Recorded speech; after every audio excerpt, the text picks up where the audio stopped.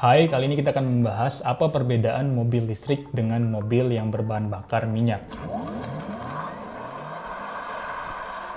Sebelum kita membahas perbedaannya, kita perlu mengetahui dulu bagaimana cara mobil bahan bakar minyak atau sebut saja mobil bahan bakar bensin bekerja. Sebelum kita mengendarai mobil, maka kita harus mengisi bensinnya terlebih dahulu. Nah, bensin yang kita isi tadi disimpan di tangki mobil yang pada umumnya terletak di sisi kiri atau sisi kanan belakang mobil. Ketika kita ingin mengendarai mobil, maka kita menghidupkan mesin mobil dan menginjak pedal gas. Yang terjadi adalah fuel injector atau di mobil-mobil lama karburator akan menyemprotkan bensin bersama aliran udara ke dalam silinder piston yang ada di dalam mesin kita. Campuran bensin dan udara tadi akan ditekan oleh piston ke atas dan kemudian dipantik oleh busi atau spark plug yang kemudian terjadi ledakan dan pembakaran yang menyebabkan terdorongnya piston ke bawah.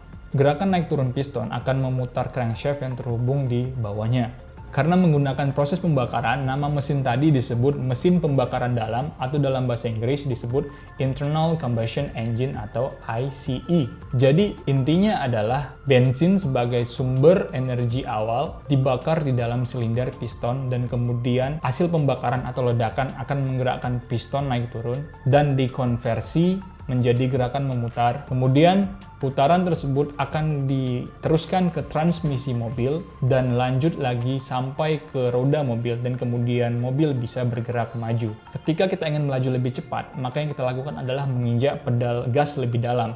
Dan itu akan menyebabkan fuel injector atau karburator menyemprotkan campuran bensin dan udara lebih banyak lagi ke dalam silinder sehingga mobil bergerak lebih cepat lagi. Nah, sekarang kita sudah mengetahui bagaimana cara mobil konvensional bekerja. Sekarang kita akan membandingkan ke mobil listrik. Apa perbedaannya?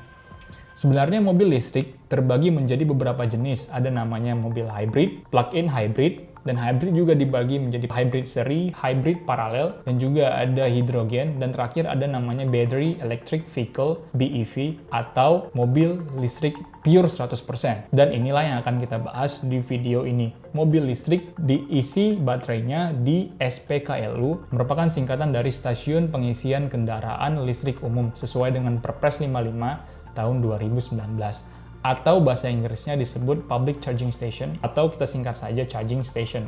Nah, selain di Charging Station, kita juga dapat mengisi baterai mobil kita di rumah kita sendiri. Akan tetapi memang membutuhkan waktu yang lebih lama. 50% lebih orang prefer mengisi baterai mobilnya di rumahnya saat malam setelah pulang kerja, kemudian besok paginya dia bawa lagi. SPKLU terdiri dari beberapa level. Ada level 1. Level 1 dayanya rendah. Kemudian ada level 2 AC yang dayanya lebih tinggi dari level 1 dan terakhir ada ultra fast DC level 3. Kita dapat mengisi baterai mobil kita dari 0 sampai 80% dalam hitungan menit, 30 sampai 60 menit. Ternyata di Indonesia sudah ada ultra fast DC. Ultra fast DC pertama di Indonesia dimiliki oleh PLN. Atau lebih tepatnya di kantor PLN UID Jakarta Raya yang terletak di Gambir atau di depan Monas. Jadi charging station itu bersifat publik yang artinya bisa diakses oleh masyarakat umum. Kalau tadi mobil konvensional bensinnya disimpan di tangki bensin, mobil listriknya disimpan di baterai. Kapasitas baterai mobil listrik satuannya menggunakan watt hour atau kilowatt hour. Karena baterai di mobil listrik atau disebut battery pack terdiri dari beberapa sel. Kemudian pertanyaannya, berapa sih besar kapasitas baterai mobil? Sebagai contoh, mobil Tesla Model 3 seri long range, kapasitas baterainya sebesar 75 kilowatt hour atau 75.000 watt hour. Atau setara dengan 4.870 kali baterai Samsung Galaxy S10. Berarti besar sekali ya ukuran baterainya. Iya, ukuran baterai pack-nya memang besar. Tapi di dalam baterai pack terdiri dari baterai sel. Baterai sel bentuknya seperti ini. Sama seperti baterai yang sering kita temukan pada umumnya. Di Tesla Model X dan S mereka menggunakan baterai sel 18650 yang artinya diameternya berukuran 18 mm dan juga panjang baterainya berukuran 65 mm.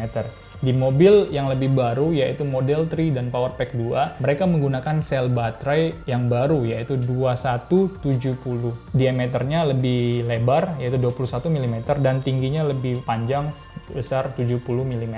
Baterai Tesla tidak diproduksi oleh Tesla melainkan disuplai oleh Panasonic. Salah satu kelemahan dari baterai adalah kepadatan energi atau energy density-nya lebih kecil daripada bensin. Bensin, energy density-nya 44,4 megajoule per kilogram atau setara dengan 12.400 watt-hour per kilogram. Sedangkan di baterai 2170, energy density-nya hanya sebesar 300 watt-hour per kilogram. Yang artinya, dengan massa yang sama, energi yang dibawa oleh bensin jauh lebih besar dibandingkan oleh baterai.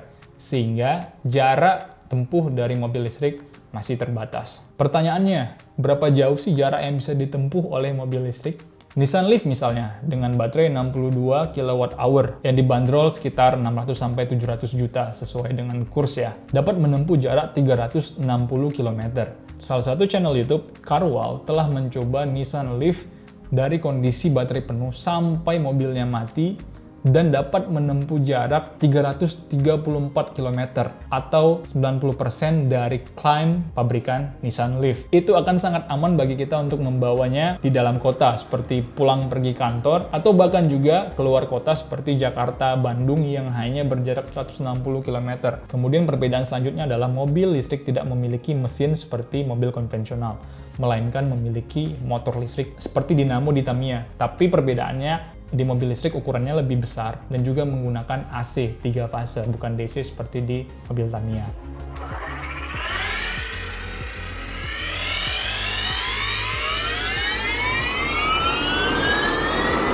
Nah, kita harus mengetahui dulu perbedaan DC dan AC. DC singkatan dari direct current atau arus searah yang bentuk gelombangnya seperti ini, lurus. Sedangkan AC singkatan dari alternating current atau listrik bolak-balik yang memiliki bentuk gelombang seperti ini. Ada gunung, ada lembah, dan memiliki frekuensi pastinya. Kemudian listrik yang disimpan di baterai adalah DC, sudah pasti. Sedangkan motor listrik inputnya adalah AC. Maka listrik tersebut perlu dikonversi terlebih dahulu menggunakan inverter DC to AC.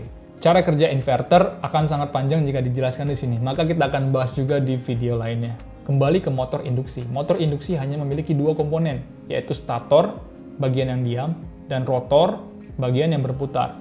Berbeda dengan mesin pembakaran dalam yang memiliki ratusan bahkan ribuan komponen, seperti misalnya ada crankshaft, piston, silinder, valve, air intake, dan lain-lain. Sehingga motor listrik jauh lebih ringan daripada mesin pembakaran dalam dan membutuhkan pemeliharaan yang sangat minim. Cara kerja motor listrik adalah inverter akan menyuplai listrik 3 fase ke motor induksi tadi. Kemudian stator yang berisi lilitan kawat-kawat akan menerima listrik 3 fase dan akan menghasilkan medan magnet yang berputar di stator.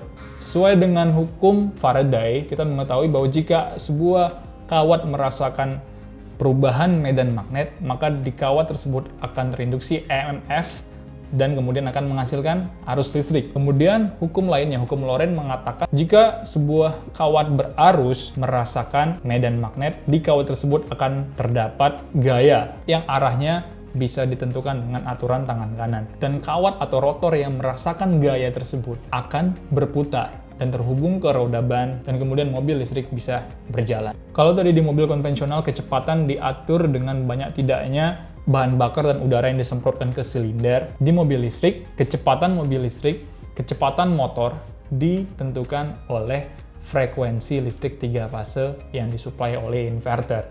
Semakin tinggi frekuensinya atau semakin rapat gelombangnya, maka kecepatan putar rotor akan semakin cepat. Sebaliknya, semakin rendah frekuensinya, maka kecepatan motor semakin rendah. Dan juga kita bisa mengatur torsi si motor tadi dengan mengubah amplitudo dari gelombang AC. Itulah mengapa pengaturan kecepatan di mobil listrik sangat instan, karena kita hanya perlu mengatur gelombang dari listrik 3 fase ini, dan itu semua dilakukan di inverter. Makanya teknologi inverter sangat penting dalam mobil listrik. Motor induksi dan mesin pembakaran dalam memiliki karakter yang benar-benar berbeda. Di motor pembakaran dalam, torsi optimalnya dicapai di rentang RPM yang sangat sempit, biasanya di RPM tengah sampai atas. Sehingga di mobil konvensional digunakan transmisi dengan banyak level atau banyak gearnya. Nah, itu berbeda dengan di mobil listrik. Di mobil listrik, torsi dapat diperoleh di rentang RPM yang luas, mulai dari RPM awal sampai RPM tinggi. Itu dalam artian, mobil listrik bisa memberikan akselerasi yang jauh lebih cepat daripada mobil pembakaran dalam. Dan itu sangat berguna di drag race.